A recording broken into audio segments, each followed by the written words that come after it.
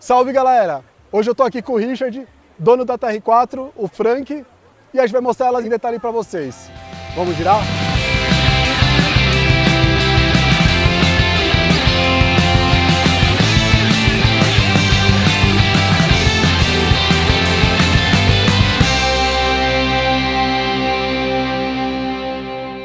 A gente acabou de fazer aqui a trilha da Fazenda Matarazzo, né? Por isso que o carro tá nesse estado aí. Já tem vídeo no canal e agora a gente tá aqui para falar do carro em detalhes, né? Richard, conta um pouquinho de onde veio a ideia para montar o Frank. Bom, eu já tinha tido uma TR4 de uso do dia a dia antes. A Kiki, minha namorada, ela teve duas do dia a dia. Ela teve uma empresa de ecoturismo com uma TR4.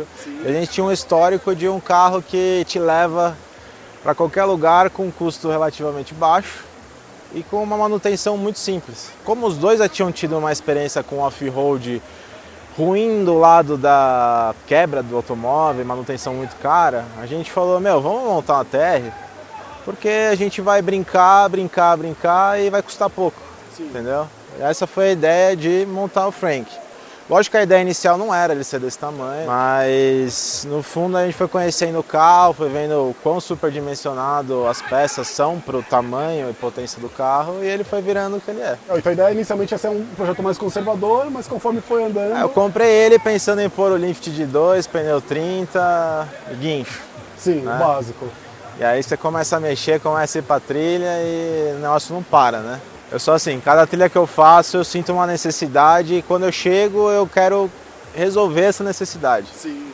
Entendeu? Então ele está em melhoria constante. Sempre que eu chego eu vou ver alguma coisa que dá para melhorar, que me faltou e assim vai. Bom, uma coisa que me chamou muita atenção nela é que eu vejo assim, antigamente eu pensava que a TR4 ela tinha um limite de lift, coisa assim, né? Porque você começa a levantar muito, começa a forçar muito sem eixo, começa a quebrar a bieleta sem eixo. E eu percebi que o seu projeto ele tem umas particularidades que preservou, né, essas características principais da TR4 e ainda assim você conseguiu deixar ela monstruosa, né? Então, como eu falei, a TR ela é bem superdimensionada, ela aproveita muita peça de Pajero Full antiga, de L200. O problema dela que o pessoal encontrava é que ela não tem o chassi separado da carroceria. Sim. Ela tem um subchassi que passa ali na carroceria, mas você não consegue separar ele, então ele te limita o tamanho do pneu. Então, começando a olhar em alguns fóruns da gringa, eu vi a parte de descer o agregado, né? Foi a primeira coisa que eu fiz, foi um lift de 3,5. Certo. Lift de 3,5, usei o pneu 31. Aí coloquei os dois bloqueios, que é uma diferença sensacional no carro. Com os dois bloqueios eu comecei a ter falta de força, aí coloquei o X-Crawler. O que é o X-Crawler? O X-Crawler é uma reduzida mais reduzida. O original dele é 1,5 vezes, então o que o câmbio roda, as rodas rodam 1,5 vezes menos. Certo, entendi. Então mais devagar, mais força. Depois eu coloquei a 2 vezes reduzida. Eu tô arredondando os valores, não é? E aí eu andava com o pneu 32 e bloqueado, 31, desculpa, bloqueado, reduzido, muito bom. Eu parava no vão livre, no facão sempre. Aí passei para 4,5 lift. É o limite que chega a traseira original, com os braços originais. E aí parei naquilo por uns 6 meses, né? E com o mesmo problema de vão livre, até a E4 com o pneu 32, ela anda junto com o Troller com o pneu 37 por conta do diferencial que é menor e tal. E aí comecei a empacar, falei, eu preciso subir, né? Tô limitado, o que eu vou fazer? Comecei a olhar na gringa, achei um cara que fez um long arm atrás. Long arm é o braço de suspensão bem maior, que aí possibilitava eu ir mais que 4,5 atrás sem nenhum perigo do cardan bater dentro da transferência, a mola escapar, nada do gênero, né? Então eu vi alguns projetos na gringa de long arm na TR4 para usar pneu 33. Tinha o César da Optimus que usa 35, então eu conseguia ver mais ou menos como que a carroceria ia ficar com 35. E cara, eu vou direto pro 35. E aí adaptei daqui e dali, vi como é que fazia e fiz desse jeito. Na frente eu mudei um pouquinho, coloquei mais pra frente o agregado. Se você olhar aqui dentro, você vê que tem um calço pequeno, mas tem um parafuso. O parafuso, ele prende o segundo calço. Certo. Ele é fora de centro, né? Ele desloca pra fora do carro e pra frente. Tem dois calços. Dois calços. Eu uso duas molas também. Muito legal. Eu uso uma mola da TR4 blindada e uma auxiliar de Kombi. Certo, ela tá aqui dentro. Ela tá dentro dessa sanfona. O carro hoje, ele não pega nada você andando, assim. Você pode dar erosão, curva, você pode cursar toda a roda que ele não pega em nada com os 35. Muito legal. Hoje você tá com 35? Hoje eu tô com 35 na trena, né? 35 na trena, ele dá mais ou menos um MUD 37. Essas rodas, elas são as Enkei Rally. Ela é, acho que de linha na IO 2002. Alguma coisa assim. Mais ou metade do que uma roda original. Bom, é interessante que você falou que muita coisa se baseou de projetos de fora, né? Sim. Realmente aqui, pelo menos a gente não tinha visto nenhuma soluções desse tipo para a TR4. Eu acho curioso, a questão do long arm, ele me lembra um pouco o sistema da Cherokee, da XJ, né? Sim. Tem a ver? Tem. Se você olhar os lifts para Wrangler, para Cherokee, passou de 4 polegadas, ele vira long arm. Certo. Porque o braço, ele começa a ficar num ângulo e se você dá uma porrada, ele quer subir o carro, ele não amortece. Sim. Ele começa a querer subir o carro, fica horrível de andar. Aqui eu baixei a Panhard. Ah, sim, você baixou a Panhard. A ideia era ficar 100% reto, o ideal é ficar 100% reto. Certo. Aí, se eu baixasse tudo, quando a suspensão estivesse encolhida, eu poderia ter algum barranco pegando aqui. Sim. Porque o eixo sobe e isso aqui fica exposto, vulnerável. Né? Então esse é o máximo que eu posso baixar ele, que ele fica na mesma linha do eixo. A TR4 é só na traseira o long arm que precisa, né? Sim. O pior é na dianteira. Sim. Mas, meu, o legal é que o carro tem uma dirigibilidade de carro original. Sim. Entendeu? Eu respeito todos os ângulos, tanto na frente quanto atrás, padrão de fábrica. Eu acelero o carro, eu venho. São as Tulipa e a Homocinética originais. Olha, muito semi-eixo eu tive que alongar ele. Uhum. Mas as peças principais que quebram, elas são as originais do carro, de 2006 ainda. Olha só, entendeu? Muito então legal. É um cuidado com o ângulo, nada no carro é forçado. Eu prefiro mexer em 3 peças do que tentar ganhar muito em uma só e forçar. O Frank é isso, ele tem muita peça mexida, mas tudo para manter os ângulos originais. Porque o carro é forte original, só que na hora que você força os ângulos, acontecem as quebras que a gente conhece. Sim, sim, é verdade. Tem até algum vídeo que eu vi de vocês mesmo, que você veio atrás, ela articulando, foi ali que eu cheguei nessa comparação. Eu falei, nossa, parece uma XJ, virando assim, ó, descendo o pneu. Não, atrás com o long arm a gente conseguiu colocar um amortecedor de F250, que ele dá aí 280 mm de curso. Né? Um original tem 160. Então, meu, a traseira tá... a maioria das vezes no chão, buscando, né? Junto com o bloqueio, o carro tá sempre empurrando, né? Sim, sim. E outra coisa legal que eu também reparei nela é que você vê que o conjunto da suspensão trabalha e a carroceria fica firme, ela não é aquela carroceria boba que fica jogando você para um lado e para o outro. Isso né? daí eu acho que é uma junção da Independente na frente com o eixo rígido atrás. Então é uma casada boa, assim, o carro ele anda sempre plano, assim. Sim, isso é muito legal, de que gera ainda um conforto e até segurança, né? Meu, de dentro não passa a sensação, assim. Bom, como que você fez, assim, mais ou menos, você falou que você desceu o agregado, que é o conjunto todo da suspensão dianteira, né? Isso. Descer o agregado é o que basicamente todo mundo que quer passar do lift de 2 acaba fazendo. Eu desci ele, eu andei ele pra frente, porque depois eu te mostro ali, o lugar que mais pega, que não tem o que fazer, é na caixa de ar ali no pé do motorista e do passageiro. Sim. Então eu andei com ele pra frente para livrar ali. E uma coisa que faz pegar mais é espaçador. Eu alarguei as bandejas, semi-eixo, tudo, para poder usar a dianteira sem espaçador e quando eu girar o pneu, ele girar no eixo. O ponto de giro dele, em vez de estar aqui e o pneu fazer isso, o ponto de giro está aqui. Então ele faz isso. E da mesma forma você tem os pneus para fora.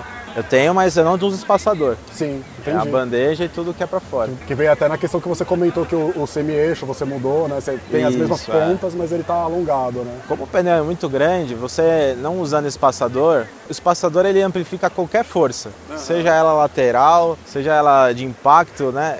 Tudo ele amplifica. Sem espaçador eu consigo usar um pneu maior, sem prejudicar muito o rolamento, terminal, pivô. O espaçador ele termina fazendo uma força de alavanca, né? Ele faz uma alavanca na suspensão. Né? E você também fez uma modificação na lateral aqui de baixo, tem essa chapa que protege o caixa de direção, o cárter, né? Se você descer bem pouco o agregado não precisa, mas depois você começa a descer mais que 2 polegadas ele, você tem que descer junto o tirante. Para você manter a geometria perfeita da suspensão, você tem que descer o tirante igual ao agregado. Então como eu desci o agregado 6 polegadas e meia, certo. Esse é o resultado do tirante baixado 6 polegadas e meia. Certo. Então ele fica alto, né? A frente dela ficou imponente, né? Que tem essa chapa, inclusive você até aproveitou para colocar o seu Instagram aí, né? Fazer uma propaganda, né? Olhando nas fotos eu falei, putz, mas será que essa frente aí não tá impedindo? Mas na verdade, ó o Luiz aí. Luiz Felipe do Na Lama, gente. Vai passar, a gente continua falando, né? Eu vim limpar o espetinho que derrubaram. Vixe. Nas fotos eu tinha pensado que a frente tinha ficado mais baixa, mas olhando ao vivo dá pra ver que ficou bem alta, né? No começo, quando eu comecei a postar foto do carro, a primeira coisa que perguntaram é isso, pô, mas não tá baixa a frente? A frente tem 315 milímetros. Um troller, eu uso o troller porque é o carro mais comum em trilha, como comparação. Um troller com pneu 37 insano, que é recapado, ele tem os 315 milímetros de vão livre. Bom, até parece. Mas ela é alta na frente. Outra coisa também que eu gostei bastante que eu vi do seu projeto é a questão que ela é lavável por dentro. Na verdade, assim, hoje eu não precisaria ter feito isso. Hoje ela não molha mais. Agora, quando eu usava ela com 31, ela vira e mexe, chegava da trilha, aquele cheiro dentro do carro de molhado, de úmido, tinha que tirar o carpete para secar. Meu, vou arrancar. Eu só uso o carro para trilha. Então, quando você tira o carpete, ele aumenta ruído, aumenta o calor dentro do carro. Mas como eu só usava para isso, eu falei, meu, vou tirar. Quando eu tirei, eu vi que ela tinha os ralos da pintura original.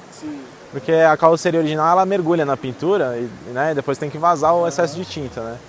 Peguei, abri os ralos, comprei o tampão. Então hoje, assim, eu chego da trilha, meu, VAP dentro, tampão aberto. Por mais que não entre água, como você está falando, hoje não entra mais, mas querendo ou não, a gente desce, pisa na terra, pisa Sim, dentro. suja, não tem jeito, sendo né? muito útil essa...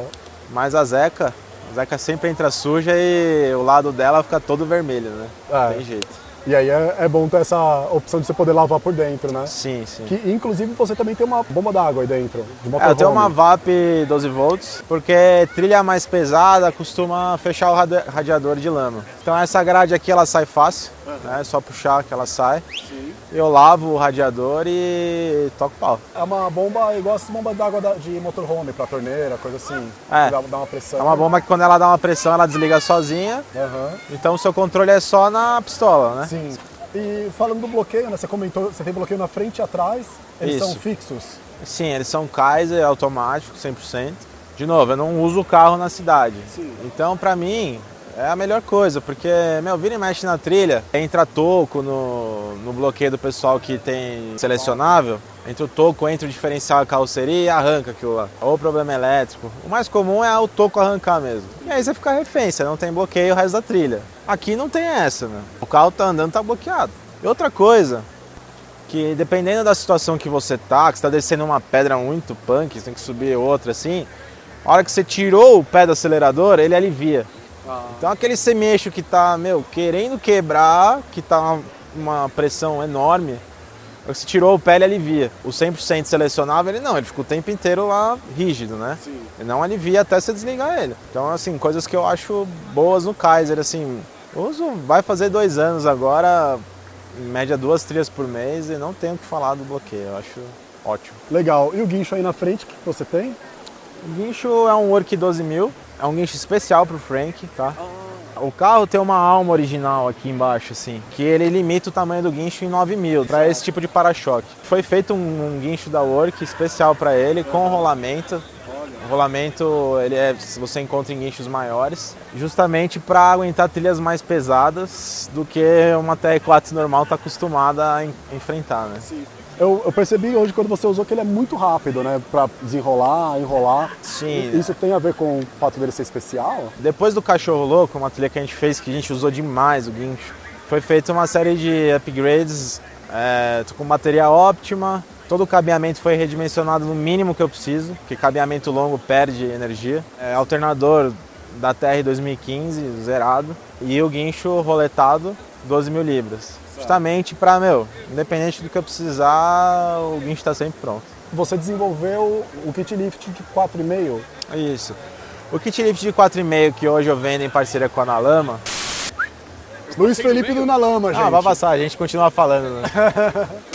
Era o lift que eu usava antes nela, que é para pneu 32. Ele já compõe tudo aquilo que eu aprendi de ângulo, de semi-eixo, para não quebrar, para livrar espaço para o prato do amortecedor sem mexer no amortecedor. Quando você sobe o prato do amortecedor, você tem que soldar ele. E você acaba aquecendo e diminui a vida útil dele. Então o lift que a gente vende, ele sobe o prato do amortecedor sem você mexer no amortecedor. Subindo o prato do amortecedor, cabe até um pneu 35. Você pode ver que o que eu uso aqui é o mesmo distanciador de manga que tem lá no kit. E ainda sobra um espaço, entendeu? Então essas coisas que eu usava antes, esse kit, e a gente colocou para vender. Que na verdade o 4,5 era o limite da traseira. Para você mexer na traseira da TR4 é um projeto mais ousado, você tem que cortar o suporte original.